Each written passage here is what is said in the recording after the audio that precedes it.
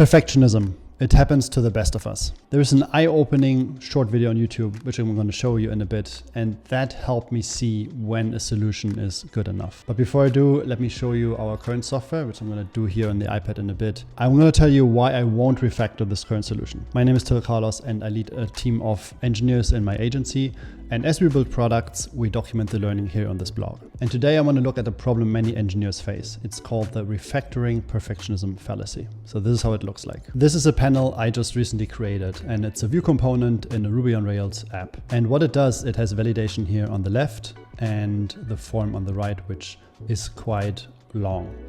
And when I save something, it will show the validation on the left as well, and it shows the form errors on the right. And what then happened is I had to replicate that for another controller, and it looks like this for the customers here. And basically we reuse it. And now here it's a bit different. We actually have different validations. And now I'm at this point where I don't know exactly how I should refactor that. And this is where this video comes in.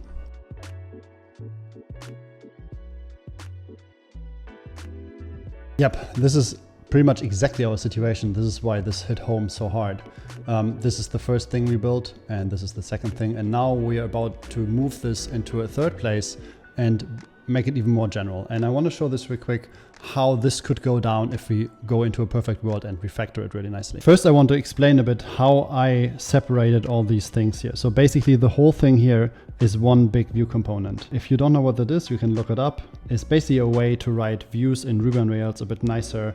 And you have Rails, or Poro, so plain old Ruby objects that basically make up your view, and you can reuse them. They're quite fast and they're just much nicer to structure than normal views. So this whole thing is a view component, and then each of these smaller parts are items inside the view component. So all these here are like, I call them nav with validation. All these are there as well. And then each of these are sections which are just normal partials. Reusing that was fine, but now we get to a point where suddenly here the validation has to be different. So here we have something that is a validation that is not just red and green as a normal validation in Ruby on Rails. It also has the state empty. The state empty happens when you create a new customer, and obviously when you create the customer, and this is exactly the situation we had yesterday when I was calling with the other product manager. What we don't want to have happen is that someone creates a new customer and then goes to edit the custom and then sees a couple of red bubbles, which would indicate something is wrong, and actually nothing is wrong because he's just in the process of creating a new customer. So the thing is this, the current situation almost works, and it works to a point where these two things actually work nicely together, and it does everything it should. Now we have this third state, and the question is, where do we put this new validation that is a bit more special? And in the night I was thinking, we could actually do it like this, that this is a view component here. So this is just like a normal view component, the nav with link that we have everywhere. But what if we put some kind of config object in here?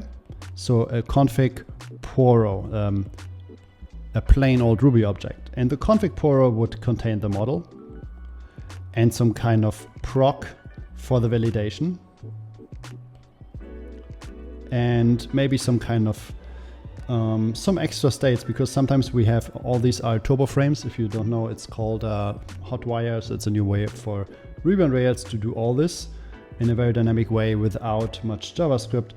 So we would also have like an ID of the turbo frame, turbo frame ID. So we would also have that, and then because some of these objects, they have a certain a special validation, we would also have a validation context, which we already have. So we also put this in there, and then maybe we have another thing which is called the section. I'm gonna explain this. I think I don't need to explain. This is like very specific to what we're doing here. And the whole thing I want to transport is, if we make a config poro and put this in here, this thing would work and this thing would work. And if we wanted to, we could technically just make a totally new thing for, I don't know, let's say contracts, and we can all put it in here. And this poro object would go into all these and be able to configure it very nicely. So I was thinking about the solution in the night, and I noticed there was this video from Pragmatic, and he basically says, you can do this and it's going to be great, but you're actually going to deviate from actually what you want to reach. Now, the thing is this, those two things here, those two panels work really well. We don't need a config object. We don't need to make this much more generic. We can just say, if, let's say we'll just go in here into this one thing and just make an if else and add this one state, if else, and then we add this donut-like state. Whatever, what we could, for example, what we could say, if this controller is for customers and the record is new, make the donut. We don't need a config object. We don't need a poro. We just use the existing thing we have.